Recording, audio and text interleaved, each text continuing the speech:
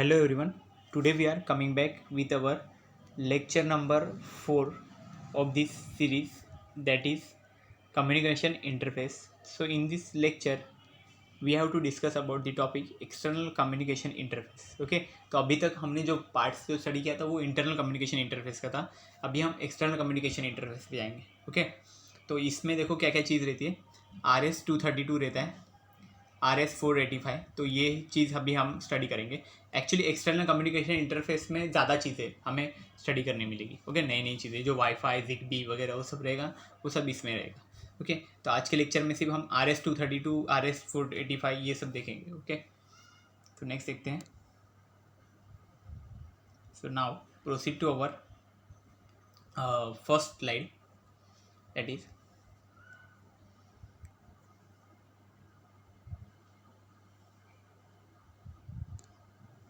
तो देखो external communication interface, इसका एग्जांपल है RS-232 एंड RS-485. तो पहले RS-232 पे फोकस करेंगे.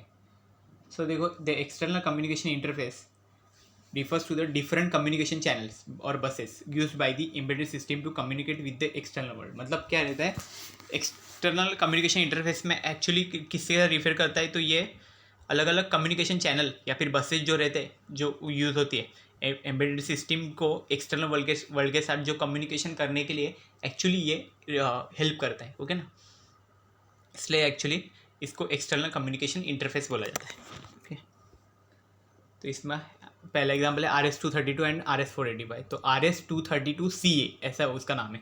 ओके, उसमें क्या रहता है, जो रिकमेंडेड स्टैंडर्ड्स नंबर जो है वो 232 है.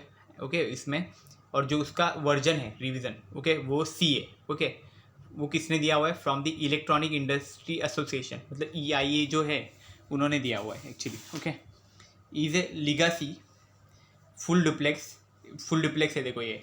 ओके, यहाँ पे मतलब साइमल्टेनियसली दोनों डायरेक्शन में यहाँ पे डेटा सेंड होगा. ओके, वायर्ड और वायर भी है इसमें, एंड असिंक्रोनस है ये भी सीरियल कम्युनिकेशन इंटरफेस है. Okay, the RS-232 interface is developed by the EIA. Okay ना, electronic industry association. Okay, during the early 1960s. Okay, तो EIA ने एक्चुअली RS-232 को एक्चुअली डेवलप किया था 1960s में. ओके, इलेक्ट्रॉनिक इंडस्ट्रीज एसोसिएशन ने, जो एक्चुअली एक्सटर्नल कम्युनिकेशन इंटरफेस का काम कर रहा है. ओके, RS-232 उसको एक्चुअली किसने डेवलप किया था, इलेक्ट्रॉनिक इंडस्ट्री एसोसिएशन, मतलब EIA ने 1960s में एक्चुअली उसको डेवलप किया था. एंड द RS-232 यहाँ पे क्या है, x tends the UART communication signals for external data communication. तो जो UART कम्युनिकेशन हमने देखा था उसी को एक्चुअली ये एक्सटेंड करता है RS-232.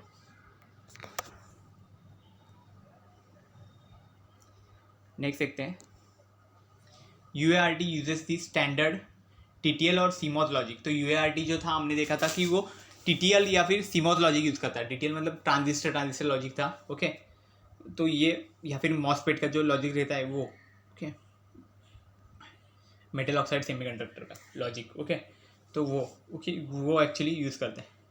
यहाँ पे देखो लॉजिक जो हाई है वो एक्चुअली करेस्पॉन्ड्स टू वैल्यू 1 को करेस्पॉन्ड करता है, एंड जो लो लॉजिक है वो एक्चुअली 0 बिट वैल्यू को एक्चुअली करेस्पॉन्डिंग है. Okay, for bit transmission where as RS-232 follows the EIA means electronic industries association जो था ना, अलायंस या फिर standard for bit transmission. Okay, यहाँ पे तो मतलब RS-232 को लिए EIA ने कुछ स्टैंडर्ड बिट वहाँ पे फॉलो करने के लिए दिए हुए, वही वो एक्चुअली फॉलो करते हैं. ओके,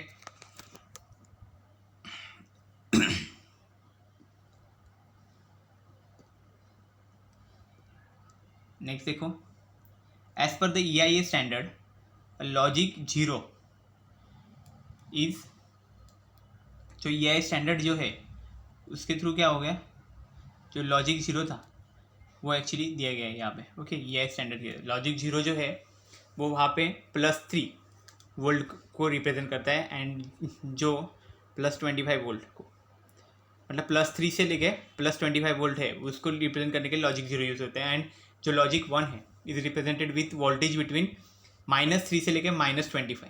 ओके, मतलब -3 से लेके -25 वोल्ट जो है उसको रिप्रेजेंट करने के लिए वहाँ पे लॉजिक 1 यूज़ होता है।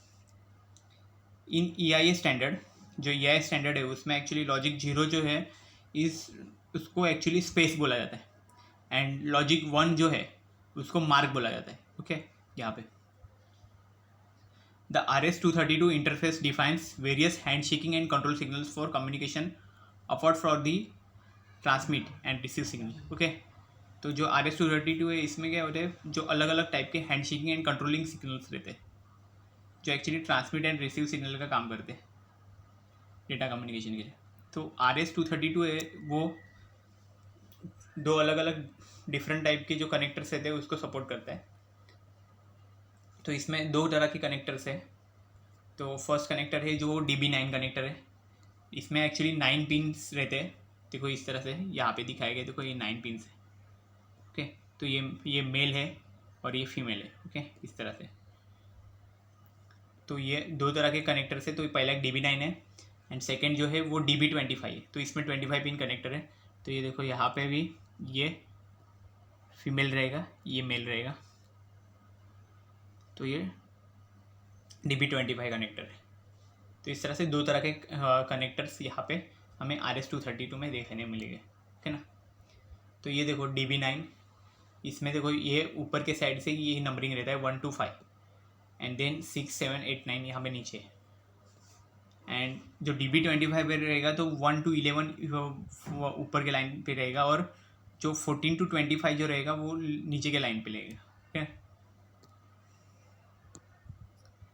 अभी जो पिन्स है एक्चुअली उनका एक्चुअली यहाँ पे जो हमें मीनिंग पता चल रहा है यहाँ के। ओके ना। तो फर्स्ट पिन जो है यहाँ पे, तो उसका मीनिंग देखो यहाँ पे DCD दिया गया है, data collector. Okay, then TXT means for the transferring bit है जो ट्रांसमिट करना है। Transmit pin for transmitting serial data transmit करने के लिए वहाँ पे यूज़ होता है। एंड देन नेक्स्ट है RxD पिन। तो ये DB9 में इसका पिन नंबर 2 है एंड जो DB25 कनेक्टर है उसमें इसका पिन नंबर है 3। Okay, this is use for the receive pin for receiving serial data. Okay, and then next जो पिन्स है बाकी के RTS है, CTS, DSR and then completely not connected pins भी है यहाँ पे। कुछ उनके पिन नंबर्स भी यहाँ पे दिए गए हैं। देखो 21, 9, 8, 10, 11, 18। ओके, तो इस तरह से ये सारे पिन्स यहाँ पे कुछ पिन्स यूज़ होते हैं और कुछ पिन्स यहाँ पे जस्ट फॉर दी कनेक्शन है। ओके, तो यहाँ पे देखो जो CTS है वो यहाँ पे क्या है, क्लियर टू सेंड है एंड DSR है वो data set ready. Okay, and जो ग्राउंड पिन है वहाँ पे सिग्नल ग्राउंड है एंड DCD है वो डेटा कैरियर डिटेक्ट है। तो RS-232 है, यहाँ पे क्या होता है, पॉइंट टू पॉइंट कम्युनिकेशन है यहाँ पे। मतलब यहाँ पे जो उसके पॉइंट्स है वो वहाँ पे कनेक्ट होंगे, उसके बाद ही उसका कम्युनिकेशन एक्चुअली स्टार्ट हो सकता है। Okay, and the device involve in the RS-232 communication are called. तो जो डिवाइस एक्चुअली यूज़ होता है RS-232 उसको डेटा टर्मिनल इक्विपमेंट बोला जाता है या फिर डेटा कम्युनिकेशन इक्विपमेंट बोला जाता है। इस तरह से ये दोनों रहते हैं। Okay, if no data flow control is required, अगर किसी भी तरह का डेटा फ्लो का कंट्रोल अगर हमें रिक्वायर्ड नहीं है तो वहाँ पे सिर्फ हमें TXD या RxD सिग्नल लाइन्स रहेंगे एंड ग्राउंड लाइन वहाँ पे एक्वायर्ड होगी। ओके, डेटा ट्रांसमिशन के लिए, ट्रांसमिशन रिसेप्शन के लिए। The RxD pin of DC, तो DC जो है डेटा कम्युनिकेशन इक्विपमेंट, उसका जो RxD पिन है वो हमें जो DT है डेटा टर्मिनल इक्विपमेंट उसके TXD पिन के साथ कनेक्ट करना पड़ेगा एंड वाइस वर्सा। प्रॉपर अगर डेटा ट्रांसमिशन हमें करना है तो if hardware data flow control is required for serial transmission, various control of signal lines of the RS-232 connection are used appropriately. तो अगर हार्डवेयर डेटा फ्लो कंट्रोल अगर required है serial transmission के लिए तो अलग अलग टाइप के कंट्रोल सिग्नल्स वहाँ पे होते हैं। ओके ना। नेक्स्ट क्या है देखो, the control signals are implemented mainly for modem communication and some of them may not be relevant for other type of devices. Okay, the request to send मतलब RTS जो है एंड क्लियर टू सेंड, ये दो है signal जो है coordinate the communication between DT and DC। तो DT and DC के बीच में जो हमें कम्युनिकेशन है उसके लिए एक्चुअली RTS एंड CTS मतलब means request to send and clear to send, इस तरह के दो सिग्नल्स हमें एक्चुअली रिक्वायर्ड होंगे यहाँ पे। Okay, and whenever the DT has to data to send activates the RTS line, मतलब अगर DT को अगर किसी भी तरह का डेटा अगर सेंड करना है तो वहाँ पे RTS लाइन को पहले एक्टिव करना पड़ेगा। एंड अगर DC को अगर किसी भी तरह का डेटा अगर एक्सेप्ट करना है ओके, तो वहाँ पे उसको CTS लाइन को मतलब इस क्लियर टू सेंड लाइन को उसको एक्टिवेट करना पड़ेगा। ओके, देन नेक्स्ट देखो क्या है कि द डेटा टर्मिनल रेडी जो है DTR सिग्नल ओके, उसको DTI से एक्चुअली एक्टिवेट किया जाता है जब भी डेटा एक्चुअली एक्सेप्ट करने के लिए रेडी हो जाता है। एंड डेटा सेट रेडी जो है DSR जो है ओके, वो सिग्नल उसे DC से एक्चुअली एक्टिवेट किया जाता है जब भी वो रेडी हो जाता है इस्टेब्लिशिंग कम्युनिकेशन लिंक, मतलब कम्युनिकेशन करने के लिए वो एक्चुअली रेडी हो जाता है, तभी एक्चुअली डेटा सेट रेडी को हम एक्टिवेट कर सकते हैं। ओके, देन DTR जो है should be in the activated state before the activation of DSR। तो क्या है, DSR को एक्टिवेट करने से पहले DTR को भी एक्टिवेट करना बहुत इम्पॉर्टेंट है। ओके, देन नेक्स्ट क्या है देखो, the data carrier detect means क्या है DCD। ओके, ये जो कंट्रोल सिग्नल है इसको हम क्यों यूज़ कर, ये DC से यूज़ किया जाता है to indicate the DT that a good signal is being received, मतलब DT को एक्चुअली इंडिकेट करता है ये कि हमें अच्छी तरह से सिग्नल एक्चुअली मिल गए ओके, रिसीव हो गया है। ओके, वो एक्चुअली बताने के लिए एक्चुअली ये डेटा कैरियर डिटेक्ट ये control signal actually DC use करता है। देन रिंग इंडिकेटर, ये जो सिग्नल है is modem specific signal line okay for indicating N incoming call on the telephone line. तो टेलीफोन लाइन पे जो इनकमिंग कॉल रहेगा मीन्स क्या रहेगा, जो हमें डेटा एक्चुअली हमें मिलेगा उसको इनकमिंग कॉल बोला जाता है। तो वहाँ पे हमें रिंग इंडिकेटर ये सिग्नल लाइन को एक्चुअली वहाँ पे एक्टिवेट करना पड़ेगा। अभी देखो क्या है कि हमने ये सब डेटा देख लिया, डेटा टर्मिनल रेडी देखा, data set ready, data carrier detect, ring indicator. तो इसमें क्या था, डेटा जो टर्मिनल रेडी था वो एक्चुअली क्या था, DT का सिग्नल था ओके, और वो कब रहता है, जब भी हम डेटा को एक्सेप्ट करने के लिए रेडी हो जाते हैं तभी उसको एक्चुअली एक्टिव कर देते हैं। डेटा सेट रेडी क्या रहता है, जो एक्चुअली DC का सिग्नल है ओके, जो DC एक्टिव कर सकता है सिर्फ, और वो कब एक्टिव किया जाएगा, जब भी कम्युनिकेशन लिंक एक्चुअली वो एस्टेब्लिश हो जाएगा पूरा ओके उसमें, तभी एक्चुअली वो डेटा सेट रेडी को एक्टिवेट कर देगा। और जो DTR है वहाँ पे उसको भी एक्टिव करना पड़ेगा, जब भी हम DSR को अगर एक्टिव करेंगे उसके पहले हमें DTR को एक्टिव करेगा okay. Then data carrier detect जो है एक्चुअली जो DC का सिग्नल है वो एक्चुअली इंडिकेट क्या करता है, DT को इंडिकेट करता है वो कि अच्छी तरह से हमें सिग्नल एक्चुअली रिसीव हो चुका है ओके। और जो रिंग इंडिकेटर है वो क्या है कि वो एक मॉडर्न स्पेसिफिक सिग्नल है, वो एक्चुअली इंडिकेट करता है कि इनकमिंग कॉल मीन्स हमें पहला डेटा हमारे पास आ गया है ऐसा ओके। तो ये चीज़ रहेगी यहाँ पे। तो यहाँ पे देखो 25 pin DB connector contains 2 sets of signal lines for transmit receive and control signals. तो जो 25 पिन DB कनेक्टर है हमारे पास ओके, उसमें दो तरह की सिग्नल लाइन्स रहेगी, ट्रांसमिट रिसीव और कंट्रोल सिग्नल के लिए ओके। बट आजकल देखो क्या रहता है, now days DB25 connector is outdated. आजकल मतलब DB25 कनेक्टर है ना वो कोई नहीं यूज़ करता ओके, उसको आउटडेटेड किया गया है ओके, मीन्स ऑब्सोलीट किया गया है। And most of the desktop systems are available with DB9 connectors only, मतलब DB9 कनेक्टर्स आजकल ज़्यादा यूज़ किए जाते हैं और DB25 कनेक्टर को आउटडेटेड किया गया है ओके, वो एक्चुअली मोस्टली कोई यूज़ नहीं कर रहा है आजकल ओके। तो ये चीज़ होती है यहाँ पे DB9 कनेक्टर्स के साथ। DP9 कनेक्टर्स मोस्टली यूज़ किया जा रहा है और DP25 कनेक्टर्स को वहाँ पे निकाल दिया गया है। ओके,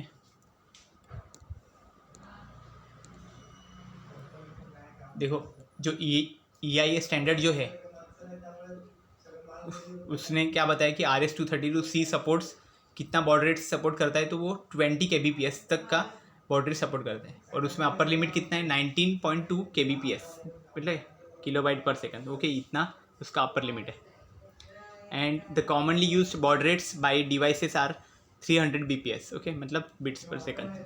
ओके, तो जो कॉमनली यूज जो बॉड रेट्स है वो कौन से 300 bps है, 1200 bps है, 2400 bps है, 9600 bps। Okay, 11.52 kbps and 92.2 kbps। तो ये 5 तरह के उसने दिए हैं कि ये सब कॉमनली यूज्ड है बॉड रेट्स। और 9600 is a popular baud rate है। ओके, जो पीसी कम्युनिकेशन के लिए 9600 ये पॉपुलर बॉड रेट है। Okay, then the maximum operating distance supported by RS-232 is 50 feet at the highest supported baud rate. Okay, and the embedded device contain a UART। embedded device जो रहते हैं उसमें UART वहाँ पे रहता है serial communication के लिए, एंड वो जो है वो जनरेट करता है actually signal levels conforming to TTL और CMOS logic. Okay, a level translator IC। Okay, तो एक और एक IC यहाँ पे मेंशन की है जिसको लेवल ट्रांसलेटर IC बोलते हैं, जो मैक्स 232 है, जो एक्चुअली उसको भी मैगजीन डालास नहीं बनाया गया है, मैगजीन डालास सेमीकंडक्टर है। तो वो एक्चुअली क्या होता है, is for converting the signal lines from the UART to RS-232। तो ये एक्चुअली जो हमारे सिग्नल लाइंस है उनको UART से RS-232 सिग्नल लाइंस में उसको कन्वर्ट करने का काम ये मैक्स 232 IC की वजह से होता है। ओके ना, तो इसलिए ये इंपॉर्टेंट है board. On the receiving side the receive data is converted back to digital logic level by a converter IC। और जो रिसीविंग साइड पे फिर क्या किया जाता है कि जो रिसीविंग डेटा रहता है वो अगेन उसको डिजिटल लॉजिक लेवल में उसको कन्वर्टर IC से उसको कन्वर्ट किया जाता है। Converter chips contain converters for both transmitter and receiver. तो वही कन्वर्टर चिप्स में ट्रांसमीटर और रिसीवर दोनों साइड के लिए यहाँ पे कन्वर्टर्स वहाँ पे रहते हैं। देन दो RS-232 was the most popular communication interface during the olden days. मतलब RS-232 पुराने टाइम पे बहुत ज़्यादा पॉपुलर था, तो भी उस advent of other communication techniques, तो भी नए नए कम्युनिकेशन टेक्निक्स आए हैं। वो कौन से ब्लूटूथ है, USB है, fire wire etcetera, and pushing down RS-232 from this. मतलब ये सब चीज़ें हैं जो RS-232 को पुश कर रही है, मतलब नीचे डाल रही है। ओके ना, उसको निकाल रही है, अभी रिप्लेस कर रही है। Still RS-232 is popular in certain legacy industrial application. फिर भी कुछ इंडस्ट्रीज में RS-232 अभी भी पॉपुलर है। Okay, RS-232 supports only point two point communication and not suitable for multi drop communication. तो RS-232 जो है वो actually point two point communication के लिए बहुत ज़्यादा यूज़फुल है, और जो मल्टी ड्रॉप कम्युनिकेशन के को सपोर्ट नहीं करता है। ओके ना, ये हमने पढ़ा हुआ है। And it uses single ended data transfer technique. Okay, मतलब एक एंड से दूसरे एंड तक जो डेटा ट्रांसफ़र होता है उसके लिए एक्चुअली ये उससे सिग्नल ट्रांसमिशन के लिए एक्चुअली ये RS-232 यूज़फुल है, and thereby more susceptible to noise. इसलिए यहाँ पे क्या होता है कि एक पॉइंट से दूसरे पॉइंट पे ये ट्रांसमिशन होता है, तो यहाँ पे नॉइज़ आने के चांसेस भी ज़्यादा रहते हैं, and it greatly reduces the operating distance, और वो ऑपरेटिंग डिस्टेंस को रिड्यूस कर देता है। अभी देखो नेक्स्ट और एक है RS-422। ये भी एक अनदर टाइप का सीरियल इंटरफेस है जो भी EIA नहीं दिया हुआ है फॉर डिफरेंट डेटा कम्युनिकेशन के लिए। It suppose data rates up to, वो डेटा रेट्स कितना 100 kbps and distance up to 450। Okay, तो 100 kbps का जो डेटा है उसके लिए वो सपोर्टिव है, एंड इसका डिस्टेंस कितना है कि यहाँ पे 400 फीट का जो डिस्टेंस है वहाँ तक वो एक्चुअली सपोर्टेड है। Okay, then the same RS-232 connector is used at the device end, and then RS-232 to RS-422 converter is plugged in the transmission line. तो हम सेम RS-232 को भी यहाँ पे कनेक्ट कर सकते हैं। Okay, and RS-232 and RS-422 converter उसको प्लग कर सकते हैं ट्रांसमिशन लाइन पे एट द रिसीवर एंड। तो रिसीवर एंड पे जो conversion from RS-422 to RS-232 इस परफॉर्म, मतलब रिसीवर एंड पे हम क्या करेंगे, RS-422 को RS-232 में वापस कन्वर्ट करेंगे। RS-422 supports multi drop communication, तो RS-422 का वो यूज़ है कि वो मल्टी ड्रॉप कम्युनिकेशन को सपोर्ट करता है with one transmitter device and receiver device up to 10। मतलब वहाँ पे एक ट्रांसमीटर डिवाइस रहेगा और बहुत सारे 10 रिसीवर डिवाइस वहाँ पे हो सकते हैं, ओके ना। एंड नेक्स्ट और एक है, देखो अभी RS-485 आ गया।